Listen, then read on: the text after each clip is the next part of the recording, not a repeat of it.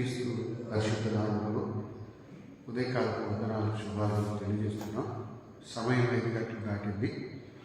ఆదరణీయ నూతన దేవాలయంలో క్రిస్మస్ ఉదయారాధన జరుగుతున్నాయి.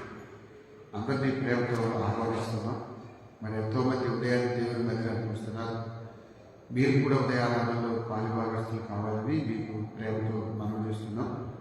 ప్రార్థన చేసుకుని ఆరాధన క్రమాన్ని ప్రారంభం చేసుకుందాం. పరిశుద్ధమైన తండ్రి, ప్రేమపూర్వమైన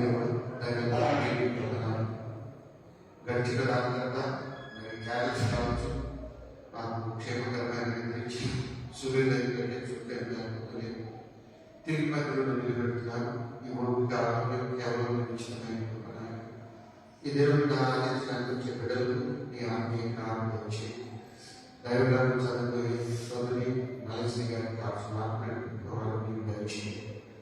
ఈ ఉదయకాలమైన బిడ్డల ప్రాంతాన్ని ఆరాధించి పర్వతంలో ఉన్న కన్నీలో ఉన్న సమస్యలో నాన్నగారితో ఆయన ముందుగారితో కుటుంబ సమస్యలు ఆర్థిక విషయం ఆత్మీయ జీవితం ఏదైతే ఉన్నాయి వీటన్నిటికీ ప్రార్థన ద్వారా పరిష్కారం కాబట్టి మేము మంచి ప్రార్థన జీవితం ఆలోచించుకోవాలి. మరింతగా దేవుడికి దగ్గరగా భయపడి జీవించాలి. ఆత్మీయ అక్కడ నీకు ఆయాసకరంగా ఏమైంది వాటి పేర్లు తీసుకొని లోపల పంచబడ్డారు ప్రారంభించి ఈ దినవంతరికి పవిత్రంగా నాకు సహాయించి నా యావత్ ఆలోచనలు చదివించి నీ భయం జీవితం ఆదరించి దేవుడిని ప్రార్థిస్తున్నాను.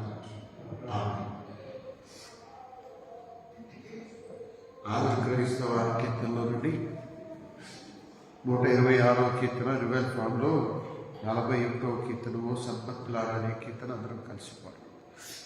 ఓ భక్తులారా లోక రక్షకుడు బెత్లెహేమందు నేడు జన్మించె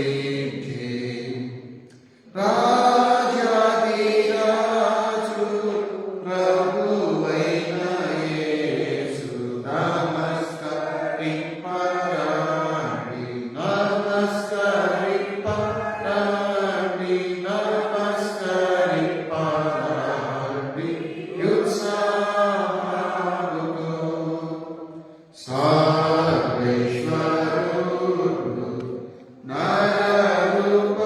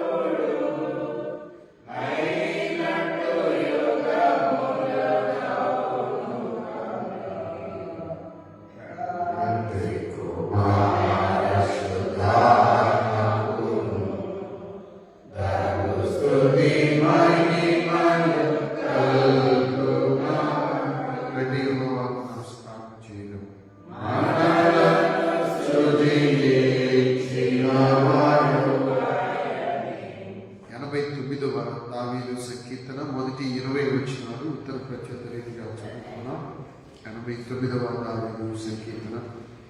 యెహోవా యొక్క కృపాతిశయమును నిత్యము నేను కీర్తించెదను, తరతరములకు నీ విశ్వాసతను నా నోటితో తెలియజేసెదను.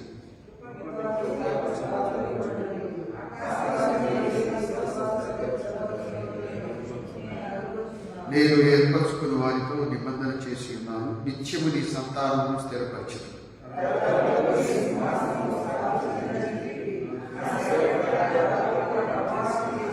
యెహోవా ఆకాశ వైశాల్యంలో నీ ఆశ్చర్య కార్యములను స్తుతించుచున్నవి.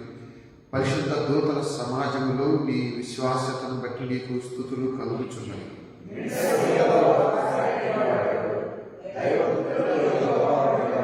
పరిశుద్ధ దూతల సభలో ఆయన మిక్కిలి భీకరుడు, ఆయన చుట్టూ ఉన్న వారందరికంటే భయంకరుడు.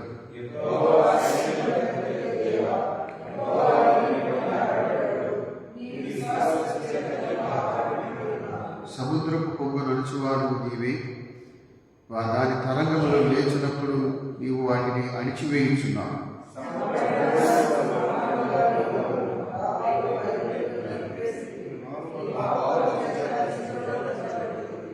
ఆకాశము నీదే, భూమి నీదే, లోకము దాని సంపూర్ణత నీవే స్థాపించినవి.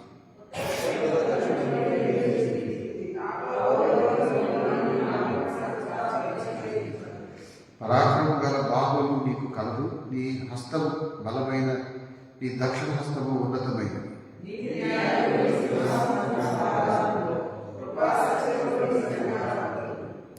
శృంగధ్వనులు నెరుగు ప్రజలు ధన్యులు, యెహోవా నీ ముఖ కాంతిని చూచి వారు నడుచుకొనుచున్నారు.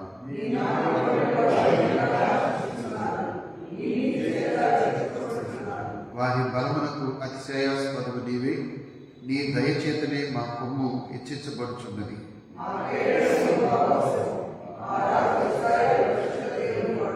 అప్పుడు నీవు దర్శనమున నీ భక్తులతో ఇట్లు సెలవిచ్చితివి, నేను ఒక సూర్యునికి సహాయం చేసి ఉన్నాను, ప్రజల నుండి ఏర్పరచబడిన ఒకరిని నేను నిశ్చయించి ఉన్నాను.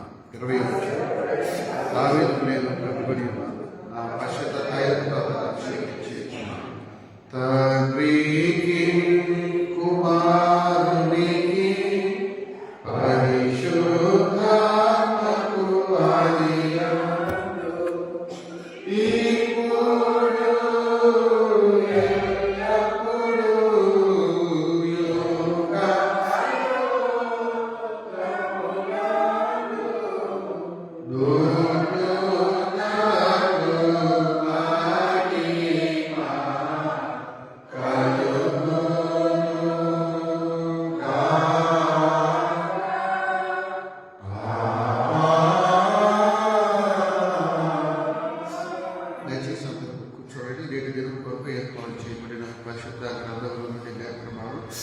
లూకా సువార్త 1వ అధ్యాయం 46 నుండి 55 వచనాలు రుద్రపాటి రజనీకాంతం గారు వచ్చి దైవ గ్రంథం చదువుతారు. లూకా సువార్త 1వ అధ్యాయం 46 నుండి 55 వచనాలు సోదరి రజని గారు వచ్చి దైవ గ్రంథం చదువుతారు.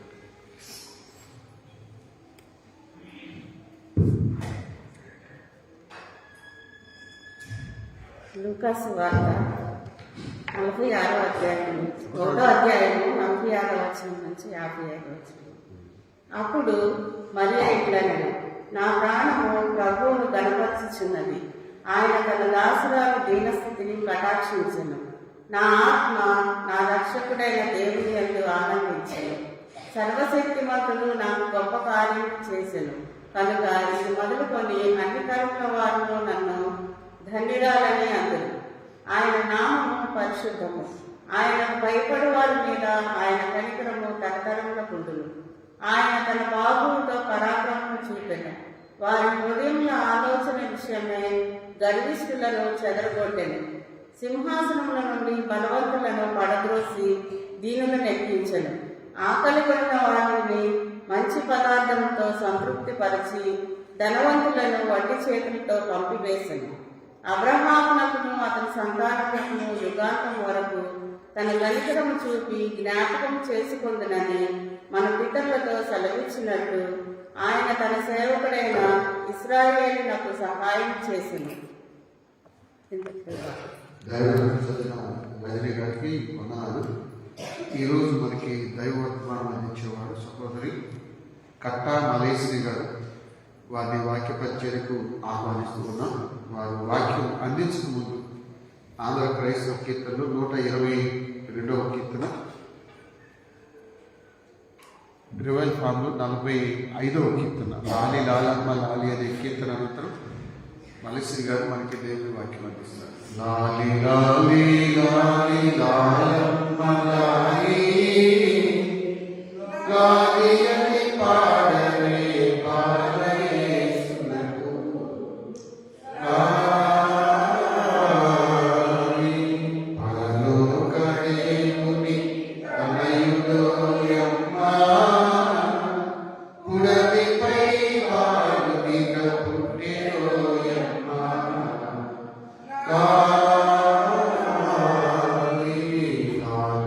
Amen.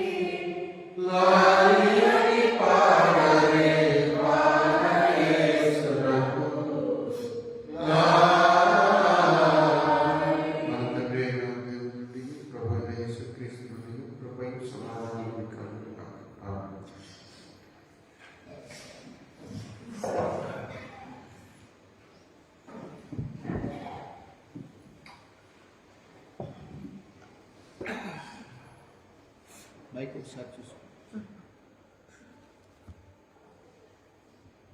ప్రభునామంలో చేరవచ్చిన ప్రతి ఒక్కరికి కూడా నా శుభాలు వందనాలండి. ప్రత్యేకంగా నాకు ఈ అవకాశం ఇచ్చినటువంటి దేవాతి దేవుని నేను ఎంతగానో స్తుతిస్తున్నాను. మరి మనందరి జీవితంలో మరొక యజ్ఞం ఇచ్చి మరి మనల్ని ఆయన సన్నిధానంలో నడిపిస్తున్న దాన్ని బట్టి దేవునికి మాత్రమే వందనాలు స్తుతులు స్తోత్రాలు చెల్లిస్తున్నాను. అలాగే నాకు ఈ అవకాశం ఇచ్చినటువంటి మన పాస్టర్ గారికి అలాగే సంఘం అంతటి కూడా నా వందనాలు. చిన్న ప్రార్థన చేస్తున్నామండి. కనికర సంపన్నుడా జీవాధిపతి ప్రేమాత్మకం కలిగిన మా పరిశుద్ధుడ నీకు అన్నామయ్యా స్థుతులు స్తోత్రాలు వందనాలు చూపిస్తున్నాను. అయ్యా నా నిలబడడానికి నేను స్థుతిస్తున్నాను. సహాయం చేయి, నాతో ఉండి మాతో నడిపించుకుంటున్నాను. వేసినాం అడిగి ప్రార్థిస్తున్నాం. ఆమె అయితే మనం చదవబడిన వాక్యం విన్నామండి. మరియా మహాగీతం. గీతం అంటే పాట, మనకందరికి తెలిసిందే కదా. మరియా పాట పాడిందంట. అంటే మరియా ఏ సందర్భంలో పాట పాడిందో మనం ఆలోచిస్తే, ఇప్పుడు పాట మనం యూజువల్లీ సంతోషంగా ఉన్నప్పుడు, ఆనందంగా ఉన్నప్పుడు పాడతాం కదా. నాకు తెలిసి సిమియోను పాట పాడాడు. ఇప్పుడు మరి రక్షకుని చూస్తే నేను యేసు ప్రభువు మధ్య దేవాలయం తీసుకొచ్చినప్పుడు స్తుతించాడు చూసి, ఈ భాగ్యం నాకు కలిగింది కదా అని. అలాగే మరి హన్నా కూడా స్తుతించింది, పాట పాడింది. ఇప్పుడు ఆ గర్భాల స్థితిని జ్ఞాపకం చేసుకున్నాడని నమ్మి అప్పుడు కూడా సంతోషంతో పాట పాడింది. సంతోషంతో ఉన్నప్పుడు పాట అనేది బాగానే ఉంది. మరి ఈ పరిస్థితి సంతోషంగా ఉన్న పరిస్థితి అంటే కానీ కాదు కదా, ఎంతైనా డిఫరెంట్ అసలు. కానీ ఆ పరిస్థితిలో పాట పాడుతుంటే అది మామూలు విషయం కాదు కదా. మనమందరం కూడా ఆలోచించాలి. అయితే ఒకసారి మరియమ్మ గురించి మనం ఆలోచిద్దాం. మనకందరూ తెలిసిన విషయాలే. సహజంగా క్రైస్తవులుగా పేరు పెట్టాలంటే ఇప్పుడు రోజుల్లో కొంచెం డిఫరెంట్గా పెడుతున్నారు కదంటే వెనక ముఖ్యంగా వచ్చేది మరియమ్మ పేరు. మరియమ్మ పేరు ఎక్కువగా వాడతాం మనం. మరియమ్మ పేరు అనేది పేరు అనుకుంటున్నాం కానీ కొంచెం ఆ గురించి ఆలోచిస్తే అమ్మో అనిపిస్తుంది. అంటే మరియమ్మ పేరుకి అర్థం మనం ఇంకొక రకంగా చూసాం, సుందరమైన అందమైందని. అలాగే ఇంకొక అర్థం కూడా ఉందండి. మరియమ్మ అంటే చేదు అని. మరి అంటే అర్థం చేదు. పాత నిబంధనలో ఉన్న మిరియాము, కొత్త నిబంధనలో ఉన్నటువంటి మరియా సేమ్ ఒకటే అర్థం. అయితే ఈ మరియ పరిస్థితి చూస్తే అప్పుడు యూద సాంప్రదాయం ప్రకారం 12 ఆడపిల్లకి 12 సంవత్సరాల వయసు వచ్చే వరకు తండ్రి బాధ్యత అండి, తండ్రి చూసుకోవాలి. ఆ తర్వాత వాళ్ళకి ప్రధానం అనేది చేయబడుతుంది. పెళ్లికి ముందు ప్రధానం చేయబడుతుంది. ప్రధానం చేయబడిన తర్వాత వివాహం జరుగుతుంది. అంటే 12 సంవత్సరాల వరకు తండ్రి బాధ్యత. సరే, 13-14 అనుకున్నాం అట్లీస్ట్. ఈ మధ్య కాలంలో వాళ్ళకి 13-14 సంవత్సరాల వయసులో వివాహం జరుగుతుంది. ఆ తర్వాత ప్రెగ్నెన్సీ అనేది ఆల్మోస్ట్ 14 తర్వాత, అంటే 14-15 సంవత్సరాల వయసు. మనము అందాజుగా వేసుకోవచ్చు ఈ వయసు దాదాపు 15 సంవత్సరాల వయసు అయి ఉండొచ్చు. అంటే ఇప్పటి రోజుల్లో మనం చూస్తే 10వ తరగతి చదివే పిల్లలు, 10th చదివే పిల్లలు మన ఇంట్లో మన చుట్టూ పిల్లలని జ్ఞాపకం చేసుకున్నాం.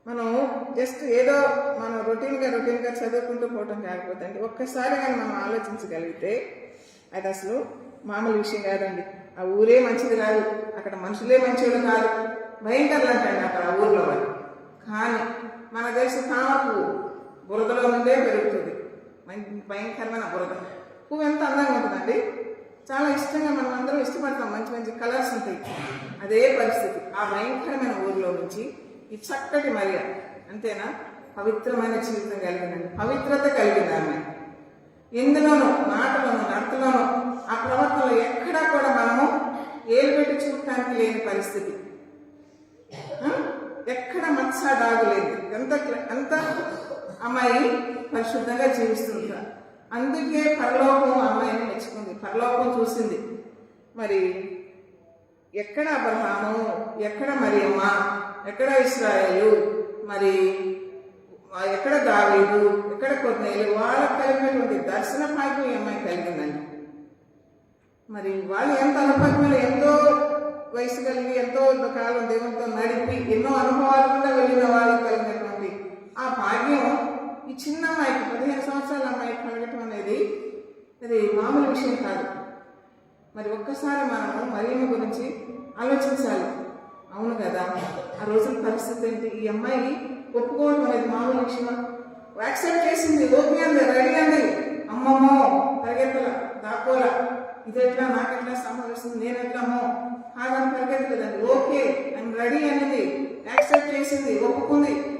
మీ మాట ప్రకారం నాకు జరుగురుగా అందండి.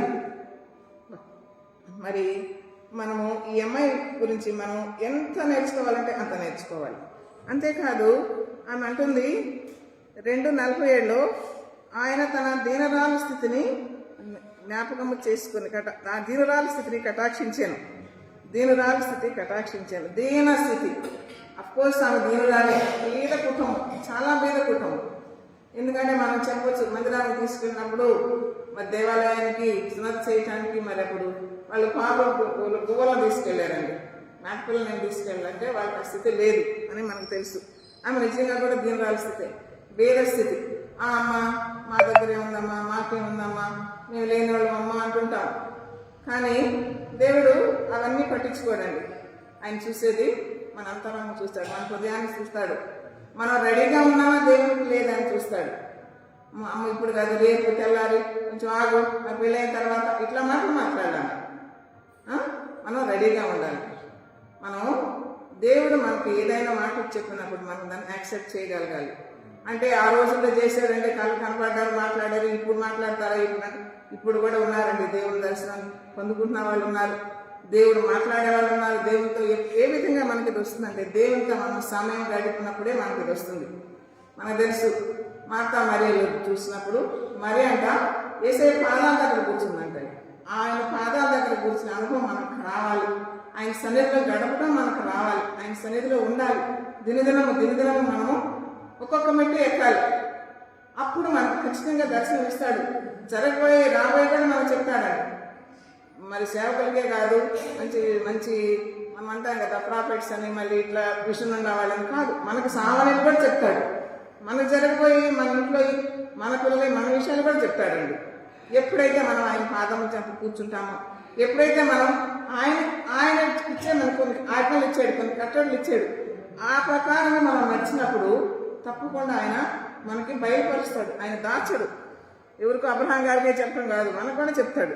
మరి ఆ స్థితిలో మనం ఉన్నామా లేదని మనం పరీక్షించుకోవాలండి. ఒకసారి 47వ వచనం చూస్తే, ఆయన తన దాసరాలి దీనస్థితిని కటాక్షించాను.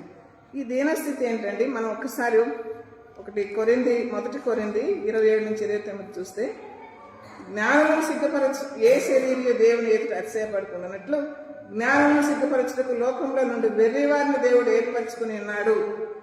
బలవంతులైన వారిని సిద్ధపరచుటకు లోకంలో బలహీనులైన వారిని దేవుడు ఏర్పరచుకుని ఉన్నాడు. ఎన్నికైన వారిని వ్యర్థం చేయటకు లోకంలో నీచులైన వారిని, తృణీకరింపబడిన వారిని దేవుడు ఏర్పరచుకుని ఉన్నాడు. ఈ మాటకు అర్థం ఇదండి. మరి ఈ అమ్మాయి ఇంత జ్ఞానం కలిగి మాట్లాడిందంటే, ఈ మాట ఒకసారి ఆలోచిద్దాం. ఇంత ఉన్నది ఆ మాటలో. మరొకసారి మనం ఆలోచిద్దాం. అలాగే 1:50 చూసినప్పుడు, ఆయనకు భయపడవారి మీద ఆయన కనికరము తరతరములో ఉండనంట. కీర్తన 34:3 చూస్తే సెకండ్ లైన్లో ఉంది, నాకు కలిగిన భయములన్నిటిలో నుండి ఆయన నన్ను తప్పించెను. నాకు కలిగిన భయములన్నిటిలో నుండి ఆయన నన్ను తప్పించెను. భయపడేవారిని ఆయన తప్పించాడంట. ఆయన ధైర్యం ఇచ్చేవాడు, ఆయన మనకి ధైర్యాన్ని ఇస్తాడు. మరి ఈ పరిస్థితి ఫేస్ చేయటం అంటే ఎంత ధైర్యం కావాలి, మామూలు విషయం కాదు కదా. ఇది ఎక్కడి నుంచి వచ్చిందంటే ఆ బలం, ఆ ధైర్యం దేవుడి నుంచే వచ్చింది. అలాగే కీర్తన 111:10 కూడా చూస్తే, కీర్తన 111:10, యెహోవా యందలి భయము జ్ఞానమునకు మూలము, ఆయన శాసనములు అనుసరించే వారందరూ మంచి వివేకం గలవారు, ఆయనకు నిత్యము స్తోత్రము కలుగుచున్నది. యెహోవా యందు భయము బహు ధైర్యం పుట్టించినట్టుంది కదా. దీనికి ఇంత ధైర్యం రావడానికి కారణం ఏంటంటే, నా దేవుడు గొప్ప దేవుడు, నా దేవుడు అసాధ్యమైన సాధ్యం చేస్తాడు, నా దేవుడు ఆయన గొప్ప దేవుడు, నన్ను విడిచిపెట్టేవాడు కాదు, నన్ను అవమానపరిచేవాడు కాదు అనే విశ్వాసం. అలాగే ఇంకో మాట చూద్దాం, లూకా 2:52 చూస్తే, సింహాసనం నుండి బలవంతులను పడదోసి దీనులను ఎక్కించును. ఇది యాకోబు 4:6 చూసినప్పుడు, దేవుడు అహంకారులను ఎదిరించి దీనులకు కృప అనుగ్రహించును. మరి చూడండి, ఆమె ఎంతగా ఆమెకు వాక్యం తెలుసు. ఇన్ని మాటలు మాట్లాడింది ఆ చిన్నపిల్ల అంటే మామూలు విషయం కాదండి. మరి ఎంత నేర్చుకోవాల్సిందో మనం ఈ అమ్మాయి దగ్గర నుంచి. చిన్న అమ్మాయి, మనం ఎంత యాక్సెప్ట్ చేయాలి. మరి ఫస్ట్ ప్రెగ్నెన్సీ అనేది అది కొత్త ఎక్స్పీరియన్స్ కాబట్టి ఎన్నెన్నో భయాలు ఉంటాయి, తొందరలు ఉంటాయి, అసలు అర్థం కాని పరిస్థితి, అవునా కాదా. మరి అంత స్థితిలో ఆమె అది ఫేస్ చేయాలని తెలిసి మరి ఈ అమ్మాయి ఇన్ని మాటలు మాట్లాడుతుందంటే, ఇన్ని జ్ఞాపకం చేస్తుందంటే మనం ఏమనాలి ఒకసారి. మరి మనం ఉట్టిగా మరియమ్మ అనటానికి లేదండి. మరియమ్మ అంటే ఏంటో మనం కొంచెం లోతుగా కొద్దిగా మనం ఆమె గురించి మనం జ్ఞాపకం చేసుకున్నాం. మరి మనకు తెలుసు యాజకుడే అయినా కూడా మరి ఏం చేశాడు, దూత వచ్చి చెప్పినప్పుడు, మరి బాప్టిజం యోహాను జన్మ గురించి చెప్పినప్పుడు ఏమంటారు, ఆయన యాక్సెప్ట్ చేయలేదు కదా. మరి అలాగే శారమ్మ కూడా నవ్వింది కదా, ఇదిగో నువ్వు గర్భవతి అవుతావు, నీకు కుమారుని ఇస్తున్నాడు దేవుడు అంటే ఆమె కూడా నవ్వింది. మరి కానీ ఈమె ఆ పరిస్థితిలో లేదు, ఎంత మెచ్యూర్డ్గానే ఉంది. చిన్నపిల్ల అయినా సరే చాలా మెచ్యూర్డ్గా ఉందండి. అలాగే నీ మాట చెప్పు, నాకు జరుగును గాక, okay I'm ready, I'm accepting అనిందండి. దీనికి కారణం ఏంటంటే విధేయత అండి. విధేయత, విశ్వాసం అనే రెండు ట్విన్స్ లాగా, కవలలాగా. ఎప్పుడైతే మనకు విశ్వాసం ఉంటుందో విధేయత కూడా తప్పకుండా వస్తుంది. విశ్వాసం ఎలా కలుగుతుందంటే మనం వాక్యాన్ని ధ్యానించడం వల్ల, వాక్యం రోజు పఠిస్తూ ధ్యానిస్తే మనకి తెలుసుకుంటాం కనుక దేవుడు అంటే ఏంటి అనేది మనకి విశ్వాసం పెరుగుతుంది. విశ్వాసం పెరిగినప్పుడు ఖచ్చితంగా మనం విధేయత చూపిస్తాం. విధేయత ఆయనకి ఇష్టం అండి. ఆయనకి విధేయత కావాలి. మనం వస్తున్నాం, చదువుతున్నాం, ఎన్నెన్నో సంవత్సరాల నుంచి క్రిస్టియన్ కుటుంబమే, వాక్యం తెలుసు, ఎవ్రీడే మనం ఆదివారం వాక్యం వింటున్నాము. ఇప్పుడైతే డైలీ డివోషన్స్ కూడా ఉన్నాయి, మనకి అన్నీ వింటున్నాము. ఎంతో తెలుసు మనకి. మొదలు పెడితే చాలా చెప్తారు, వాక్యం రిఫరెన్స్ చెప్తారు, మరి చాలా కంటతో వస్తే చాలా చెప్తాము. కానీ మరి ఎక్కడి వరకు ఉంది మన జీవితం, ఏం చేస్తున్నాం మనం అనేది మనం ప్రతి ఒక్కరూ, నాతో సహా నేను కూడా ప్రశ్నించుకోవాలి. నేను డైలీ నేను నాకు ఎక్కడైనా ఏదైనా మాటలైనా ఎక్కడైనా ఏదైనా సమ్ మిస్టేక్ వచ్చిందంటే వెంటనే నాకు హోలీ స్పిరిట్ నన్ను గైడ్ చేస్తుంది. అవును నువ్వు నాకు అంటే మనస్సాక్షి గట్టిస్తుంది అంతరాత్మ లోపల, నువ్వు అలా మాట్లాడకూడదు, అలా ఎందుకు మాట్లాడేవు, అలా చేయకూడదు, అలా చేసావా, లేదా నేను ఒకవేళ ఏమన్నా తప్పు అంటే ఏదైనా ఒక మాట నేను ఎక్స్ట్రా మాట్లాడితే వెంటనే నాకు గడ్డిస్తుంది. నేను సరి చేసుకుంటాను, నేను లోబడతా. ఎస్ లార్డ్, నిజంగా తప్పు చేశాను, నేను ఐఎమ్ యాక్సెప్టింగ్, నేను నన్ను క్షమించు, నేను పొరపాటు చేశాను, నేను నెక్స్ట్ రిపీట్ చేయలేదు అని నేను ఒప్పుకుంటాను. మనల్ని గైడ్ చేస్తే తప్పకుండా. మనం ఎప్పుడైతే మనం దేవుని విషయంలో ఏదో వెళ్దాంలే, అందరు వెళ్దాంలే, ఏదో పోయేద్దాంలే, అందరు కాసేపు పోదాం టైంపాస్కి, ఆ పోదాం కదా, కాసేపు ఏదో కూర్చుని వద్దాంలే అనే పరిస్థితులు మాత్రం దయచేసి ఉండొద్దండి. దయచేసి ఉండద్దు. దేవుడు చూస్తున్నాడు. దేవుడికి మనం దాచి ఏమి చేయలేము. హృదయ రహస్యాలన్నీ ఆయన పేరుకంట. తల్లిదండ్రులు నిర్మించబడకముందే ఒక్క దినం కూడా గడకుండా నేను చూశాను అంటున్నాడు. ఒక దినం గడకుండా చూడటం ఏంటండి, అసలు ఏం ఫామ్ అవ్వకుండానే చూశాను అంటున్నాడు. మరి ఆ ఆలోచన తలంలో రాకముందే ఆయన తెలుసు అన్నాడు. ఇంత గొప్ప దేవుడు మనకున్నప్పుడు అండి మనం దీన్ని ఈజీగా టేక్ ఇట్ ఈజీ అన్నట్టు తీసుకోకూడదండి. ఏమంటుందామే, ప్రభు దాష్టాలను నీ మాట చొప్పున నాకు జరుగును గాక అంటుందండి. మరి దీన్ని బట్టి మనం ఏం నేర్చుకోవాలి? ఆమె దేవుని ప్రణాళిక నెరవేర్చింది. ఆమె నో అంటే ఏంటండి పరిస్థితి ఒక్కసారి ఆలోచిద్దాం. అమ్మో ఇదట్లా లేదు నాకొద్దు, ఇంకెవరు కానీ చెప్పుకోను అయితే ఏమయ్యేది అలా దేవుని ప్రణాళిక నెరవేర్చింది. ఆయన సమయం కొరకు ఎదురు చూసిందండి. భయంకరమైన పరిస్థితి అయినా భయపడలేదండి. గొప్ప విశ్వాసం. అంతేనా? ఆ పరిస్థితిలో పాట పాడుతుంది, స్తుతిస్తుంది దేవుణ్ణి. ఈ పరిస్థితిలో పాట పాడటం అనేది మామూలుగా జరిగే కార్యమేనా? మనం పాడగలుగుతామా? ఏదైనా చెడ్డ మాట వినగానే, ఏదైనా వినకూడదు వినగానే, ఏదైనా కష్టమైన వినగానే ఏడ్చుకుంటా కూర్చుంటాం. కనీసం ప్రార్థన కూడా చేయం, ఏడ్చుకుంటా కూర్చుంటాం. అన్నం వండము ఇంక ఏం లేదు, నువ్వేందమ్మా పోమ్మ అంటాం. ఎవరితో మాట్లాడాలన్నా ఇష్టపడం. కానీ ఈ పరిస్థితిలో దేవుని స్తుతిస్తుందండి, ఆనందిస్తుందండి. అన్న ఆనందించిందంటే అర్థం ఉంది. మరి జకరే గారు వాళ్ళ పరిస్థితి కూడా ముసలితనంలో గర్భవతి అయినప్పుడు అది కూడా నిజంగా ఆనందించేది. శారమ్మ ఇట్లా అబ్రహాం వీళ్ళు ఆనందిస్తారంటే ఓకే, ఇది అమ్మో ఇది ఎంత గొప్ప పని కదా, మాకు దేవుడు యవమానం అనుకోగొట్టాడని వాళ్ళు ఆనందించారు, సంతోషించారంటే అర్థం ఉంది. కానీ ఈ చిన్నపిల్ల మరి యాక్సెప్ట్ చేయటం అనేది ఇది మామూలు విషయం కాదండి. కనుక మనము ఈమె నుంచి మనం ఏం నేర్చుకోవాలంటే దేవుని విషయంలో మనం చాలా నేర్చుకోవాలి. చాలా అంటే చాలా నేర్చుకోవాలి. వాక్యాన్ని మనం క్రమంగా మనము దీన్ని చదవటం అనేది అభ్యాసం చేసుకోవాలి. డైలీ ఏదో ఊరికి రొటీన్ చదివేసేద్దాంలే గబగబా అని ఏదో సహజంగా సామెతలు రోజుకోండి మనం ఆ ఏడే ప్రకారం వాడే చదువుతూ ఉంటాం. అలా కాకుండా కొంచెం మనం దానిలో ధ్యాస పెట్టాలి. తర్వాత ప్రార్థన, ప్రతిదీ కూడా ప్రార్థనలో ఆయన సన్నిధిలో పెట్టడం మనం నేర్చుకోవాలి. తప్పకుండా మనకి ప్రతికూల పరిస్థితులేమి, మనకి కష్టమేమి, మనకి ఎటువంటి ఇబ్బందులు ఆయన మనల్ని ఆ పరిస్థితి నుంచి తప్పిస్తాడండి. కనుక దేవుని స్తుతించడం అనేది ఆయనకి అది జీవఫలం అంట. ఆయనకి ఇష్టమైందంట స్తుతించడం అనేది, స్తుతులు చెల్లించడం. మరి స్తుతియాగం చేయమంటున్నాడు. స్తుతించడం అనేది మనం నేర్చుకోవాలి. ఈ నుంచి వాక్యం చదవటం అనేది, క్రమంగా దేవుని పాదం దగ్గర క్రమంగా ఆయన దగ్గర కొంత సమయం గడపడం అనేది మనకి అలవాటు కావాలి. అలాగే ఆయన స్తుతించడం అనేది మనకి చాలా దీవెన. ఏమంటున్నాడు? మత్తయి 6:33 మొదట నా నీతిని నా రాజ్యాన్ని వెతకండి, అప్పుడు మీకు అన్ని అనుగ్రహించబడతాయి అంటున్నాడు. మరి అలాంటి మరి మనకి అన్ని వాక్యాలని తెలుసు. హెబ్రీ 6:10 మరి ఏమంటున్నాడు? ఏ పనైనా శ్రద్ధగా చేయాలంటే మనం దేవుని పని అశ్రద్ధగా చేయకూడదు. మనకి ఎప్పుడు చెప్తారు పాస్టర్ గారు, జ్ఞాపకం చేస్తారు 40. కనుక దేవుని పని అశ్రద్ధ చేయకూడదు. ఇవన్నీ ఎలా సాధ్యం అవుతాయి అంటే మనం క్రీస్తులో ఉన్నప్పుడే మనకి ఇవన్నీ సాధ్యం అవుతాయి. కనుక ఇక్కడ నుంచి మరి మన గవక్కను మనం మరీ అనకుండా, అమ్మో ఇంత భారం మోసిందా ఈమె, అమ్మో ఈ చిన్న పిల్లకి దేవుడు ఎంత భాగ్యం ఇచ్చాడు. మరి మనం కూడా ఇక నుంచి కొంచెమైనా మన ప్రాక్టీస్ మనం మార్చుకుందాం. మనం కొంచెం దేవునికి సమీపంగా ఉందాం, దేవునికి ఇష్టలుగా ఉన్నాం. మనకు ఆయనకు ఆయాస్కరమైన మార్గం మనలో ఏముందో అది తీసివేసుకుందాం. ఆయనకి ఇష్టమైన బిడ్డలుగా మనం జీవిద్దామని మనమందరం కూడా ఇక నుంచి ఇటువంటి నిర్ణయం తీసుకోవాలనండి నా యొక్క హృదయ వాంఛ. మరి నాకు ఇచ్చిన సమయాన్ని బట్టి దేవుడికి వందనాలు. మరి టైం మరి సరిపోయింది అనుకుంటున్నాను. Thank you very much.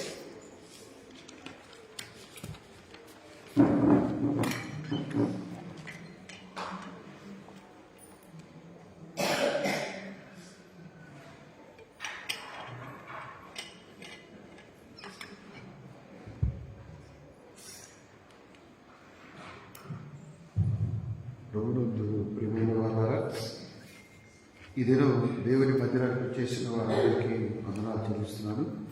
దైవగ్రంథం చదివిన సహోదరి రుద్రపాటి రజని గారికి వందనాలు తెలియజేస్తున్నాను. చక్కని వర్తమానం ఇచ్చిన కట్ట మలశ్రీ గారికి కూడా సంఘపక్షాన వందనాలు తెలియజేస్తున్నాను.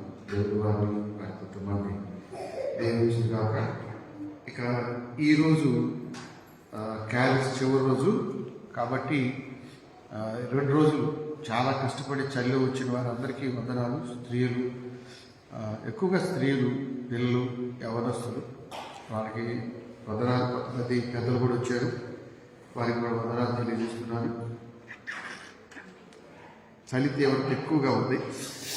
ఈరోజు కూడా చివరి రోజు కాబట్టి కొంచెం జాగ్రత్తలు తీసుకోండి. స్వెటర్లు కానీ తలకి గుడ్లు కట్టుకోండి, జాగ్రత్త తీసుకోవాలని ఆలోచిస్తున్నాం. ఈ రోజుతో ముగుస్తాయి కాబట్టి వీలుంటే చివరి రోజు కాబట్టి పెద్దలకు అవకాశం ఉంటే అందుబాటులో ఉంటే రావాలని మనం చూస్తున్నాం. సగ పెద్దలకి అవకాశం అందుబాటులో ఉంటే చివరి రోజు కాబట్టి మీరు కూడా ఉంటే మంచిది. ఇక రేపటి దినం సీనియర్ సిటిజన్ క్రిస్మస్. మన ఆదివారం ఆరాధన ముగిసిన వెంటనే సీనియర్ సిటిజన్ క్రిస్మస్ ప్రారంభమవుతుంది. దానిలో సీనియర్స్ చక్కగా పాటలు పాడవచ్చు. ఒక్కరొక్కరు కాదు, ఇద్దరు ప్రాక్టీస్ చేయడం. మంచి పాటలు ఉన్నాయి, క్రిస్మస్ పాటలు, కలిసి పాడండి. మీ పేర్లు ఇస్తే మంచిది. అంటే ఒక చక్కగా ప్రోగ్రాం వేసి చక్కగా మీకు వివరాలు తెలియజేయడానికి ఉంటుంది.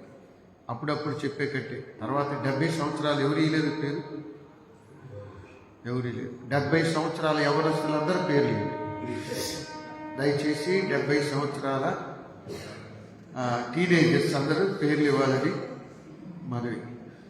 70 సంవత్సరాల కింద చిన్నపిల్లలందరూ మీ పేర్లు ఇస్తే మీకు చక్కగా సన్మాన కార్యక్రమం పెడతాము. దయచేసి పేర్లు ఇవ్వండి. అంటే మాకు లెక్క ఉంటుంది. మేము అనవసరంగా శాలువాలు, పూలదాగలు తెచ్చి వేసే బదులు అవి ఎవరికి వేస్ట్ అవుతాయి. మీరు పేర్లు ఇస్తే మాకు తెలియకపోవచ్చు మీ వయసు. పేర్లు ఇస్తే మంచిది, ప్రోగ్రాం చక్కగా నడుస్తుంది. ప్రభునందు ప్రియమైన వాళ్ళు మీ పేర్లు కూడా ఇవ్వాలని మనం చూస్తున్నాం. రెండవది, ఈ ప్రోగ్రాం మన చర్చి అయిన వెంటనే స్టార్ట్ అవుతుంది. ఒక 5-10 నిమిషాలు టైం పడుతుంది. ఆ టైంలో మీరు కాలు చేయాలంటే చూడవచ్చు. కొంతమంది టీ అడుగుతున్నారు, ఇద్దామని 10 నిమిషాలు కూర్చుంటారు కదా, ఇక్కడ ఏమన్నా ఇస్తాం. పేర్లు ఇవ్వండి చాలు, మీకు దండం పెడతాం. ఆ పేర్లు ఇవ్వకపోతే మా పేరు పిలవలేదు, మా ఇంట్లో వాళ్ళ పేర్లు పిలవలేదు, మేము కనపడలేదా, ఆ మాటలు వద్దు. చాలా రోజుల నుంచి చెబుతున్నాను. తర్వాత మీకు మంచి భోజనం సిద్ధపరచబడుతుంది. ఆ భోజనం చక్కగా చేసి మీరు మీ కుటుంబ సభ్యులందరూ దగ్గరగా కూర్చొని ప్రేమ కింద ఆరగించవచ్చు. ఇప్పటి వరకు సహాయం చేయడానికి ముందుకు వచ్చిన వారికి వందనాలు. ఇంకా ఇవ్వగలిగితే అందుకు కూడా వందనాలు. ఈరోజు టీ మరియు స్నాక్స్ సిద్ధపరిచిన వారు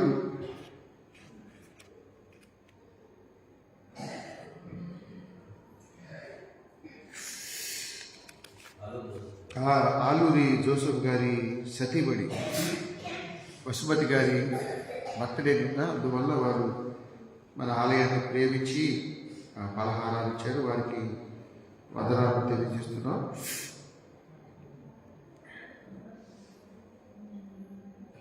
ఇక రెండవది 18వ తారీఖు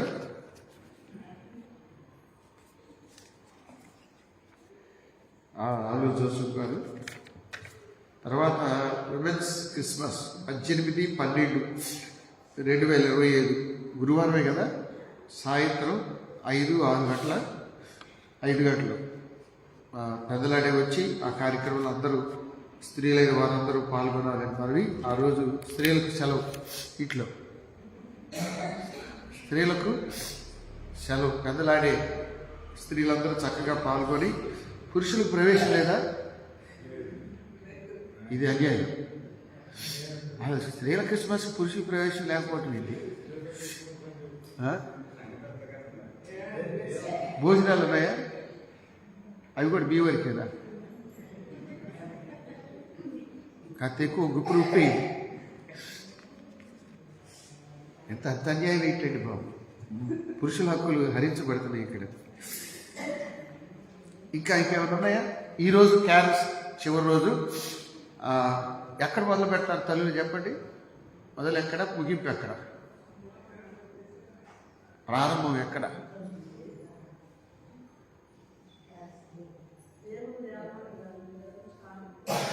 టింకు వాళ్ళ ఇంటికాడ, దేవమణి గారి ఇంటి దగ్గర మొదలు, అంతేనా?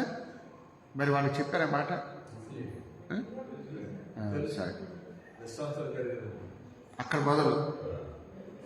కాబట్టి పెద్దలకు ఏమైనా అవకాశం ఉంటే నేను చెప్పింది మీరు ఇట్లా, పెద్దలకు ఏమైనా అవకాశం ఉంటే పెద్దలు కూడా ఈరోజు పాల్గొనడానికి తప్పక ప్రయత్నం చేయండి. ఈ దేవాలయంలో చక్కగా పనులన్నీ జరుగుతున్నాయి చూసారా? అవన్నీ కొంచెం చదవబట్టి అవన్నీ తీయటం, మళ్ళీ ఆటకు కొత్త శోభ వస్తుంది. మన ఆట చాలా అందంగా ఉంటుంది, చాలా బ్యూటిఫుల్గా ఉంటుంది. కాబట్టి ఇది తిరిగి మళ్ళీ చక్కగా చేస్తున్నారు. ఈ రోజుతో ఈ పనులన్నీ అయిపోతాయి. మళ్ళీ రేపు యథావిధిగా ఆరాధన కార్యక్రమాలు నిర్వహించుకోవచ్చు. ఇంకెవరన్నా ఇంకా స్త్రీల సమాజం, సండే స్కూల్ కానీ ఇంకేమైనా ఉన్నాయమ్మా? ఏమి లేవు కదా. మరోసారి ప్రసంగం చేసిన మాలేశ్వరి గారి కట్టా మాలేశ్వరి గారికి వందనాలు. రెండవది, వచ్చే వారంలోనే విడో పాషం గారికి ప్రేయర్ పెట్టే అవకాశం ఉంటుంది. ప్రార్థన చేయండి. దేవుడు మీకు ఏమైనా ప్రేరణ ఇస్తే 2 పేర్లు మీకు ఇచ్చారు. జయరావు గారు కానీ సోదరుడు సుధరాజు గారు కానీ మీ సహకారం అందించాలని మనం నిన్న వారి సతీమణి గారు వసుమతి గారి జన్మదినాన్ని పురస్కరించుకొని ఉమెన్స్ సమాజానికి 5,000 రూపాయలు డబ్బులు ఇచ్చారు. ప్రార్థన చేసుకుందాం. తలలు వచ్చండి, కళ్ళు మూసుకోనండి.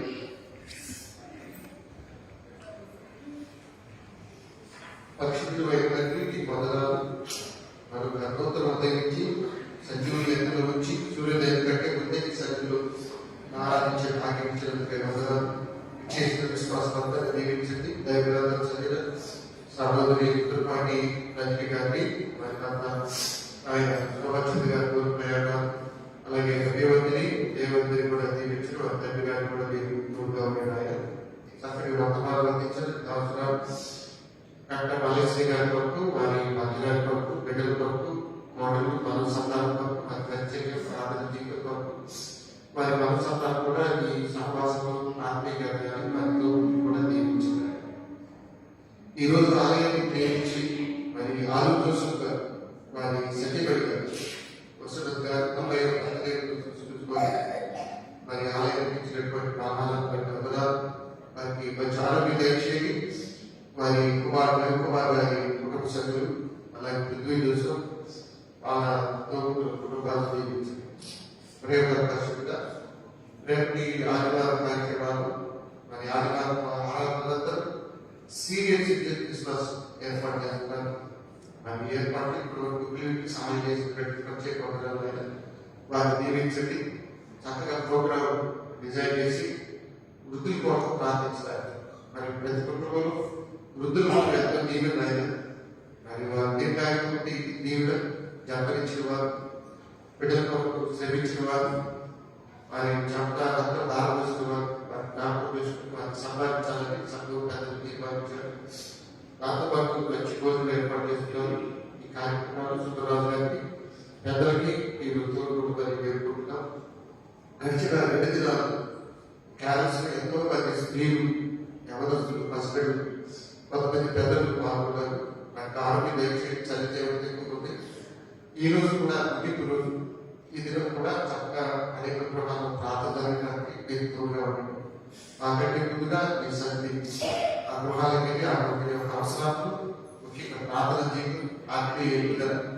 మరి మేము ఎన్నో ఏమి తిరిగాం, కానీ చర్చిలో సంఖ్య తక్కువ ఉంటుంది. మరి ఆ గృహంలో ఉన్న వాళ్ళందరూ ఈ చర్చిలో ఆరాధన చేయాలి. మరి ఆదివారం ఆరాధన కూర్చు తగ్గిపోతున్నారు. వాళ్ళ స్త్రీలు అందరూ కూడా రావాలి. మరి స్త్రీల సమాజానికి 5 అందరూ కాకుండా మరి క్రిస్మస్ ఏమో ఆయన 60-70 మంది ఏర్పడుతున్నారు. వారు కూడా ఈ క్రిస్మస్ దినాల్లో ప్రార్థనకి ప్రాధాన్యత ఇవ్వాలి. కుటుంబ పక్షాలను ప్రార్థన చేసుకునే భాగ్యాన్ని కోరుకుంటున్నారు. అలాగే ప్రతి ఇంట్లో నుంచి ఎవరు ప్రార్థన పంపడం, సండే స్కూల్ కూడా బిడ్డలందరూ తప్పక పంపడానికి కుటుంబ అతీపాలు తీసుకోవాలి. ప్రతి కుటుంబం ఈ ఆదివారం దేవాలయానికి వెళ్ళాక మా బిడ్డ సండే స్కూల్కి వెళ్ళారు, శనివారం ఎవరు వెళ్ళారు. మరి ఉపవాస ప్రార్థన అందుబాటులో ఉన్నప్పుడు మాకు దైవ కార్యాలయాన్ని ఆసక్తి పెంచాలి. ఈ సహాయ సహవాసం ఈ లోకంలో మేము అడగాలి. తిరిగి మళ్ళీ సోమవారం ఉదయం ఈ వాక్యం చెప్పడానికి దేవప్రసాద్ గారికి కావాల్సిన ఆరోగ్యం ఆత్మీయ దయచేయండి. ప్రేమ పరిశుద్ధంగా దయగలండి ఈ స్తోత్రాలు ఆ సంఘ కుటుంబాలన్నీ దీవించండి.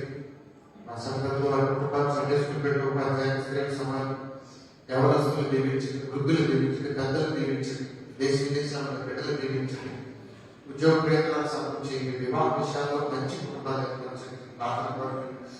ఆ బిడ్డలు ఎంచుకున్న వారి కుటుంబాలు తెచ్చేయండి. గర్భఫలాల్లో ఎంతో మంది ఎదుగుతున్నారు. వారి బిడ్డల నుంచి కొత్త తెచ్చి సంతోషం సమృద్ధి దయచేయండి. ఆర్థిక విషయాలు ఇబ్బంది పడేవారు, ఆరోగ్య విషయాలు ఇబ్బంది పడేవారు, ఈ చలికాలం అందరికీ ఇబ్బందిగా ఉంటుంది.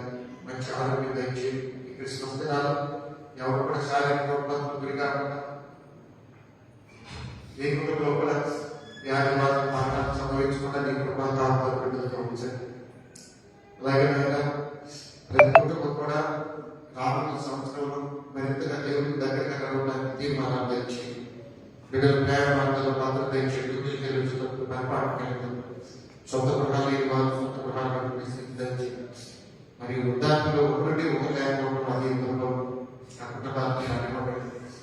అలాగే శారీరక ఇబ్బందులు, జలుబు, ఆస్తమా, టైఫాయిడ్, మలేరియా, జ్వరాలు ఎక్కువైపోతుంది. డెంగ్యూ జ్వరాలు పట్టించి బిడ్డలు విడిపించిన అలాత్మానాన్ని పోతుంది.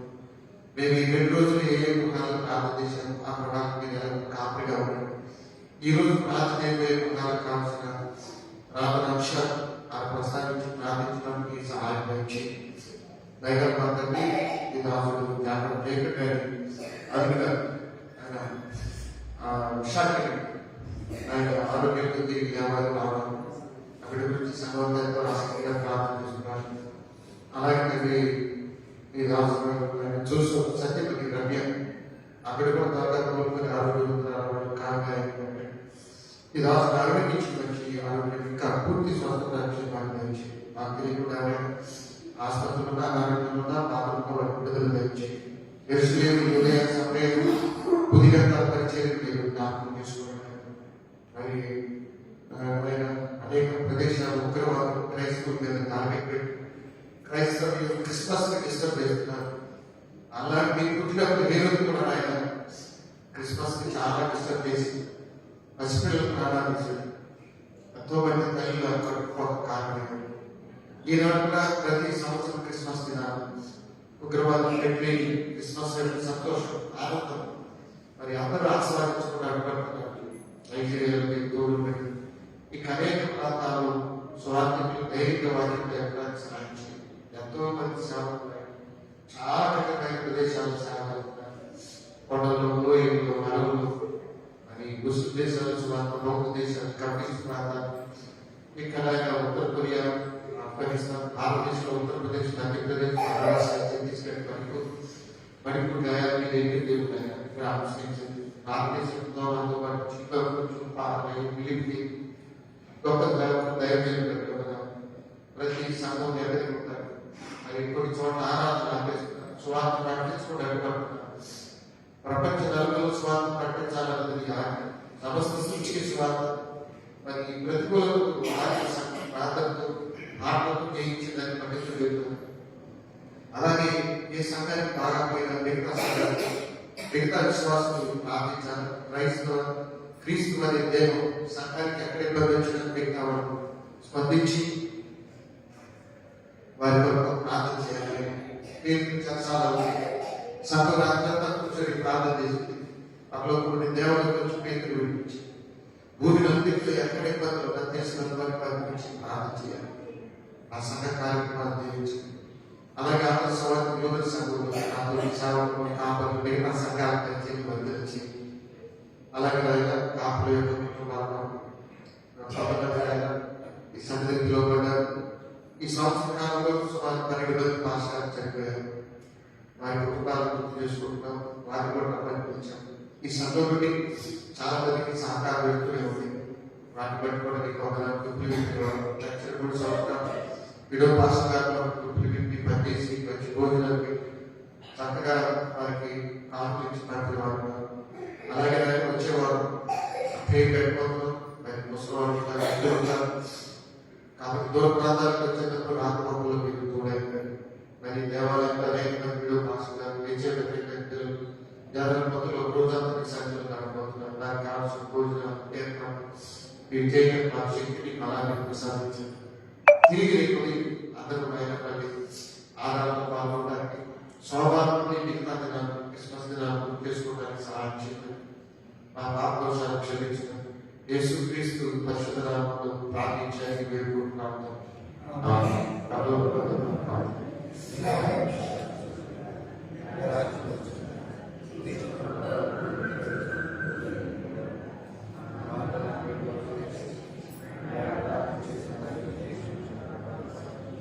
శోధులరిత ఏకాదశిత రాజ్యము శక్తియు మహిమయు నిరంతరము నీవై మన యేసు స్వామి కృపా తండ్రి అయిన దేవుని ప్రేమ పరిశుద్ధాత్ముడి అన్యోన్య సహాయం సమాధానం ఇప్పుడు ఎల్లప్పుడు మనకును ఆయన ప్రేమించు వారికి తోడైనడుగా. యూదులకు రాజుగా యూదుల తడి